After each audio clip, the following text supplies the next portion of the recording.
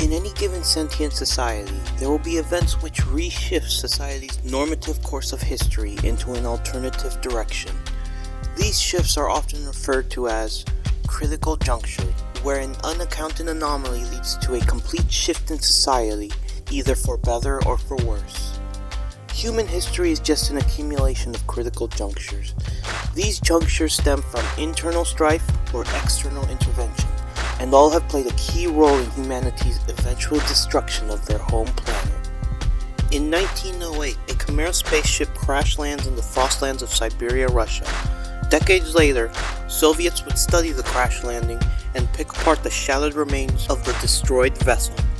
Due to the rarity of the materials aboard the vessel, replication of the alien technology proved to be impossible.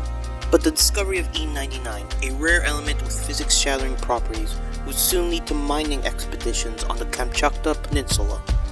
There were also reports of alien monsters roaming within the forests of Siberia, but the Soviet Union never confirmed nor denied these reports. In 1945, during the closing theater of World War II, Wilhelm Strass, a leading scientist of the Third Reich, defects to the Soviet Union and helps establish a research division specializing in temporal technology research, utilizing unique materials for the advancement of military machinery.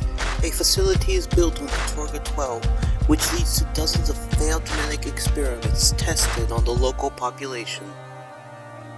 In the United States, an alien vessel is captured during a missile test launch over Area 51.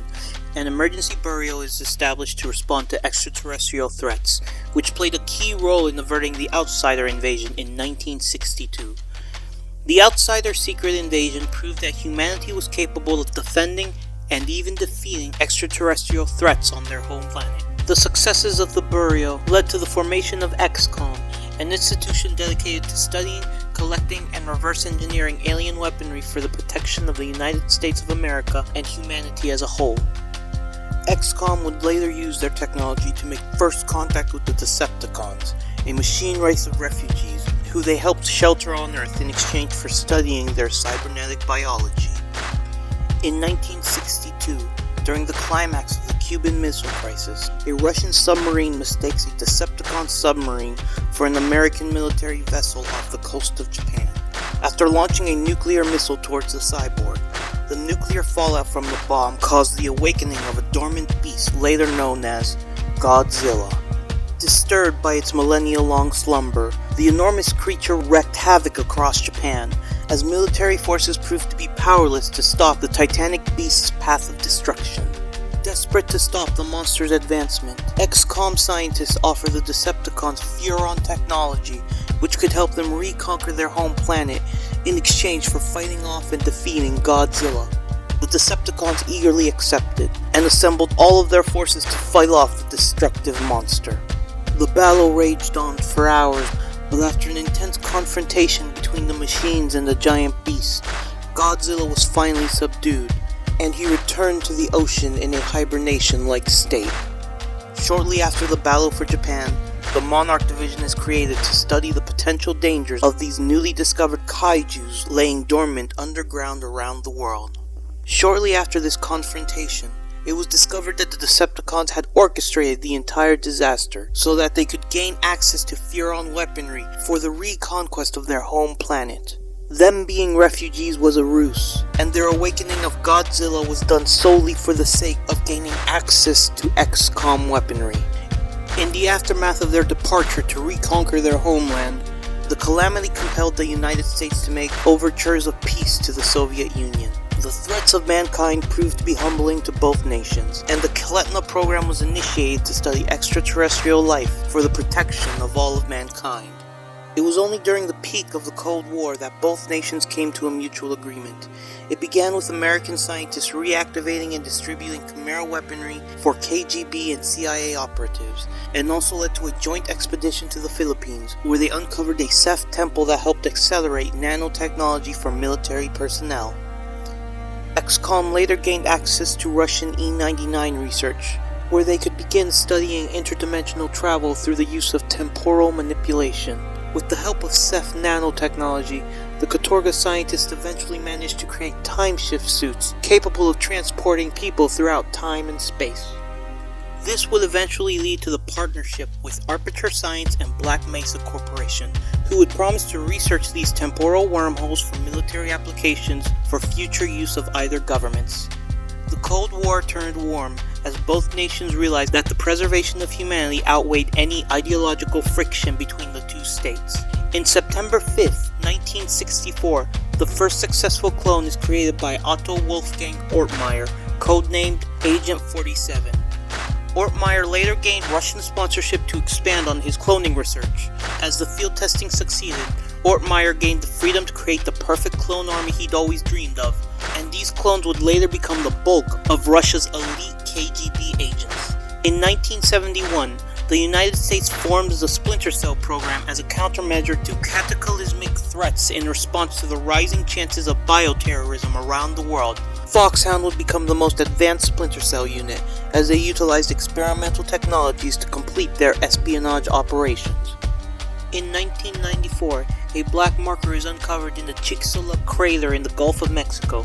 The dormant pillar proved to be impossible to duplicate, and was kept under careful observation for preservation purposes. But upon studying the nearby fauna, it was discovered that the fungi within the Yucatan Peninsula contained biology-altering properties capable of reanimating dead corpses back to life. Research teams are sent there immediately, and the green flu is carefully studied.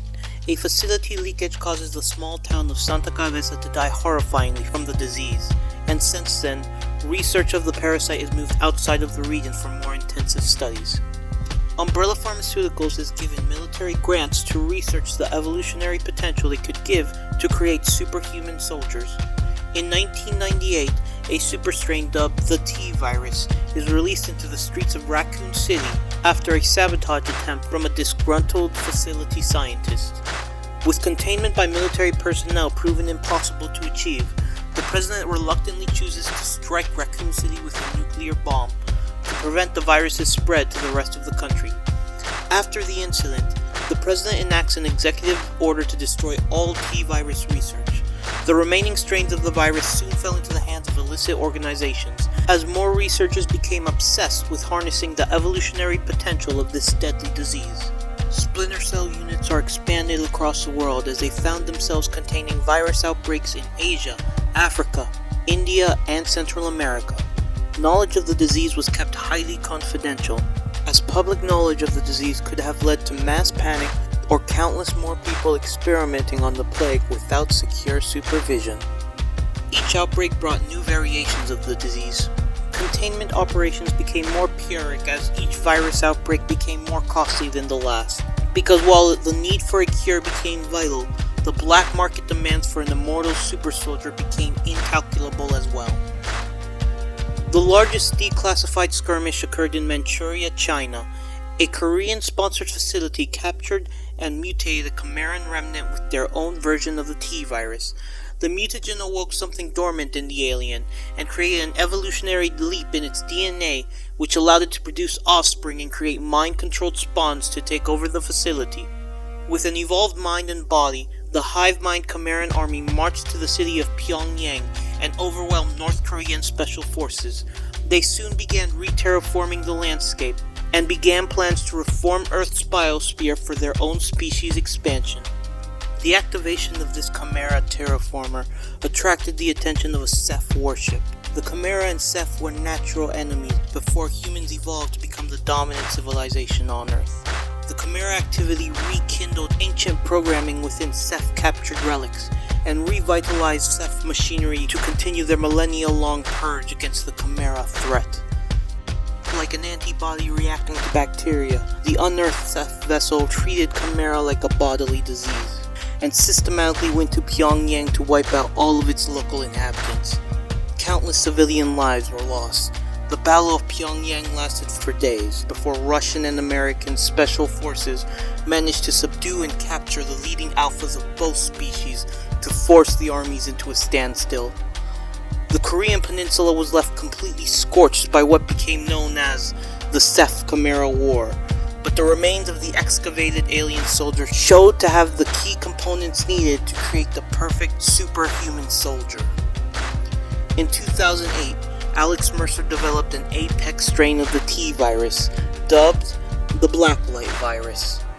After decades of accumulated research, an indestructible soldier was finally created, but due to the volatile nature of the experimentation, an untested version of the red light virus was released into New York City, causing millions of deaths across the East Coast. The catastrophe forced the government to shut down access in and out of the city, and all resources were redirected to finding a cure, as failure to contain this virus could have led to the extinction of the entire human species. After 2 years of quarantine, the white light virus is developed. The gaseous pathogen was capable of reversing, killing, and immunizing large swaths of the population infected by the black light or red light virus. The cure was released across the city, and martial law was finally lifted as the cure proved to be completely successful. In the aftermath of this calamity, a new breed of superhumans were released for the world to see.